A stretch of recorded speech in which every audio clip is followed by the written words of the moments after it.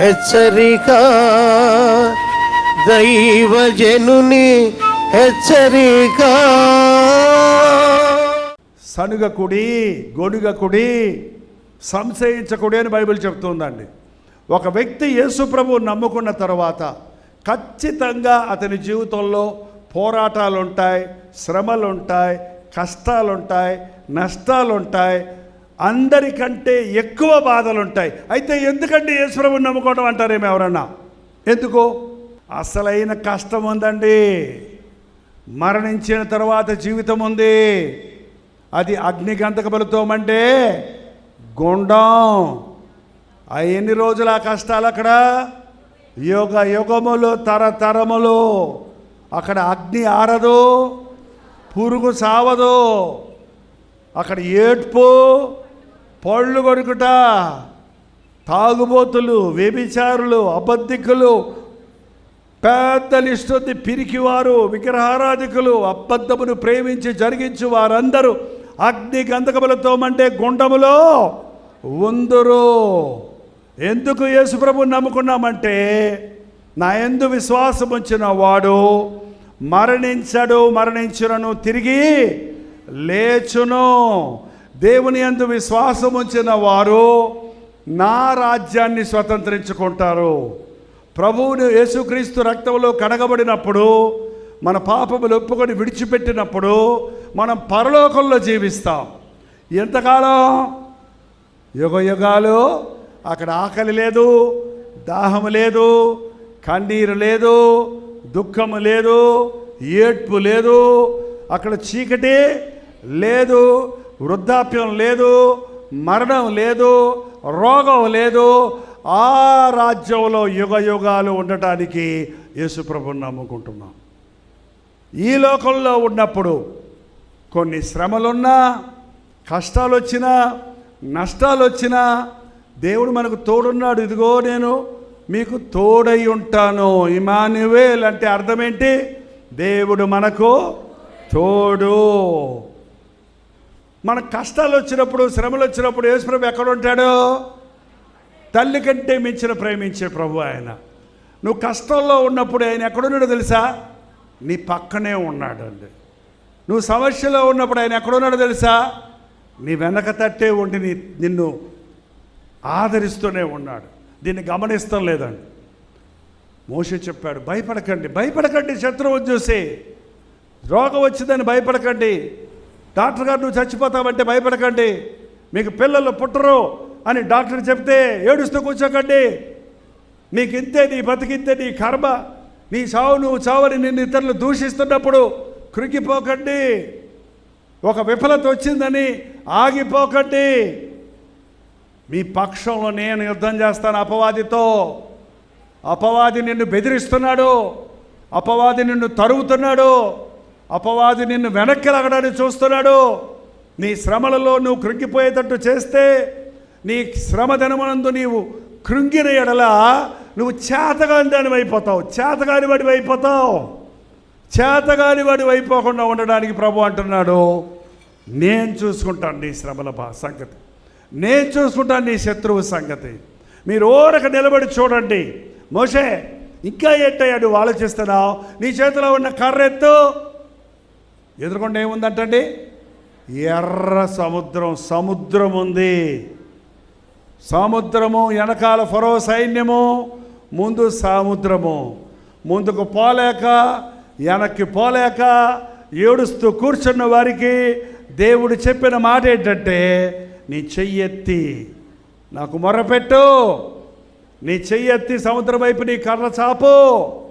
చాపినప్పుడు ఏం జరిగిందో తెలుసండి? సముద్రము రెండు పాయలుగా, ఈ పక్క గోడలాగా నీళ్లు రాశిలాగా నిలబడ్డాయట, ఈ పక్క గోడ రాశిలాగా నిలబడ్డాయి. 100 ఫీట్ రోడ్డు, అంటే విశాలమైన పెద్ద సన్న దారి కాదు, ఓ పెద్ద ఇంత పెద్ద రోడ్డు లాగా ఈ పక్క ఆ పక్క సముద్రం దారి ఇచ్చేసింది. ఇంచుమించు 20 లక్షల మంది జనాంగం రాత్రికి రాత్రే ఈ గట్టు నుండి ఆ గట్టుకి ఆరిన నేలను నడిచి వెళ్ళిపోయారంట. దేవుడు చేసే అద్భుతాలంటే అలా ఉంటాయి. అది ఎవ్వరికీ అది ఊహించలేము. అసలు ఎలా సాధ్యమంటే దానికి జవాబు దొరకదు. అసాధ్యాలను దేవుడు సుసాధ్యాలుగా చేస్తాడు. కానీ యేసు ప్రభు విడిపిస్తే అది ఎన్నటన్నటికీ విడుదల. ఒక్కసారి స్వస్థపరిస్తే నీ తలకాయ నొప్పి మళ్ళీ నీకు జన్మలో రాదు. నీ క్యాన్సర్ నుండి ప్రభు నిన్ను స్వస్థపరిస్తే మళ్ళీ నీ క్యాన్సర్ రాదు. నీ కిడ్నీ ప్రాబ్లమ్ను దేవుడు స్వస్థపరిస్తే మళ్ళీ ఆ సమస్య రాదు. నీ గుండె జబ్బు కోసం యేసయ్య స్వస్థపరిస్తే మళ్ళీ నీకు ఆ జబ్బే రాదు. అది యేసయ్య చేసే అద్భుతం. అలా అద్భుతాలు జరుగుతున్నాయని మీకు తెలుసా? అలాంటి అద్భుతాలతో స్వస్థతలతో దేవుని సాక్షులుగా విశ్వాసులుగా జీవిస్తున్న వారు ఈ రోజుల్లో ఎందరో ఉన్నారని మీకు తెలుసా? తెలుసుకోండి. దేవుడు విడిపిస్తే నీ శత్రువును మళ్ళీ ఎప్పుడు నువ్వు చూడవు. నీ కొరతలు తీర్చేవాడు ఆయన, నీ కొదువులు తీర్చేవాడు ఆయన, నీ సమస్యలను పరిష్కరించేవాడు ఆయన, నీ సంకటాలను కుదిర్చేవాడు ఆయన. నాకు నిజమైన దేవుడు కావాలి, శాశ్వతమైన విడుదల కావాలి, పరిపూర్ణమైన సమాధానం కావాలన్నవారు యేసుక్రీస్తు యందు పూర్ణంగా విశ్వాసం ఉంచండి. ప్రార్థన. పరిశుద్ధుడా, ప్రేమగల తండ్రి, ఒక్కసారి మా వైపు చూడయ్యా. ఇదిగో నీ కార్యం ఎప్పుడు జరగాలయ్యా. ఇదిగో నేను ఒక నూతన కార్యము చేయించున్నాను. ఇప్పుడే అది జరుగునన్నమాట. ఇప్పుడే నీ బిడ్డలు వారి హృదయాలలో ఏది కోరుకుంటున్నారో, ఇప్పుడే వారి జీవితాలలో ఏ సమస్యలో వారు ఉన్నారని గుర్తించి నిన్ను అడుగుతున్నారో అవి నెరవేరినట్లుగా నీ కార్యాన్ని జరిగించుము నాయన.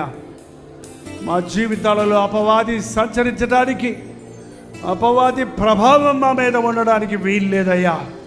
మేము మీ సొత్తునైనా, నీ పక్షంలోనైనా మేము పోరాడినట్లుగా మాకు విశ్వాసము దయచేయము. ఎవరెవరు చేతులెత్తి ఇది నా సమస్య, ఇది నా బాధ, ఇది నాకు కావాలని విశ్వాసముతో నీ సన్నిధిలో విన్నవించుకుంటున్నారో అది ఇప్పుడే వారి జీవితంలో ప్రారంభమవునట్లు బ్రతుకంతా వారు నీ సాక్షులుగా సాక్ష్యమిచ్చుచు ఈరోజు ఒక మరపురాని రోజుగా వారి జీవితాలలో స్థిరపడినట్లు సహాయము చేయము. గత రోజుల్లో జరిగిన కార్యాలన్నీ తలంచి నిన్ను స్తుతించుటే కాక జరగబో వాటి కొరకు నీ యందు విశ్వాసం ఉంచుటకు అనేకుల పేర్లు నీ జీవ గ్రంథములో రాయబడినట్లుగా నీ రాకడ కొరకు మేము సిద్ధపడినట్లుగా పరిశుద్ధాత్మ కార్యములు జరిగించుమని యేసుక్రీస్తు నామములో అడుగుచున్నాను తండ్రి. ఆమేన్. మన తండ్రి అయిన దేవుని యొక్క ప్రేమయు, కుమారుడైన క్రీస్తు యొక్క కృపయు, ఆదరణకర్త అయిన పరిశుద్ధాత్మ యొక్క సహవాసమును కూడి వచ్చిన మనందరికీ ఇప్పుడును సదాకాలం తోడై ఉండును గాక. ఆమేన్, ఆమేన్, ఆమేన్.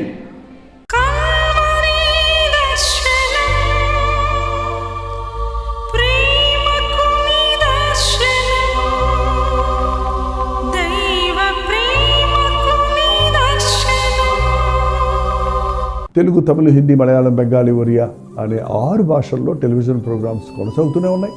భారభరితమైన పరిచయంలో మీరు సహకరించాలని ఆశిస్తే, ప్రభు మిమ్మల్ని ప్రేరేపిస్తే మీ విరాళాలు, కానుకలు డాక్టర్ జై ఫౌండేషన్స్ అనే ట్రస్ట్ నెంబర్కి మీరు పంపించవచ్చు. అవి నేరుగా టీవీ ఛానల్స్కి వెళ్తే అందులో ఏది మేము మా సొంత పరిచయం కొరకు ముట్టుకోవటం లేదు, వేరే పరిచయం కొరకు ముట్టుకోవటం లేదు. టెలివిజన్ పరిచయలో ఇంకా సువార్త వినని వారికి అది అందించాలని ఆశతో ఒక 20 సంవత్సరాలుగా కొనసాగుతున్న పరిచయం కొరకు ప్రార్థించండి, మీ సహకారాన్ని అందించండి.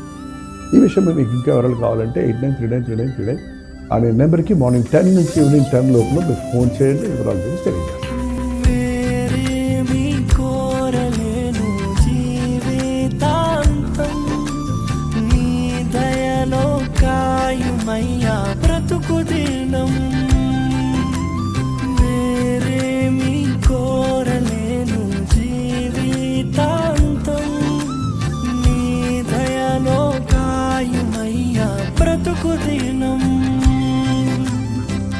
నీలాంటి దైవం ఎవరు విశ్వమున లేనే లేరు, నీలా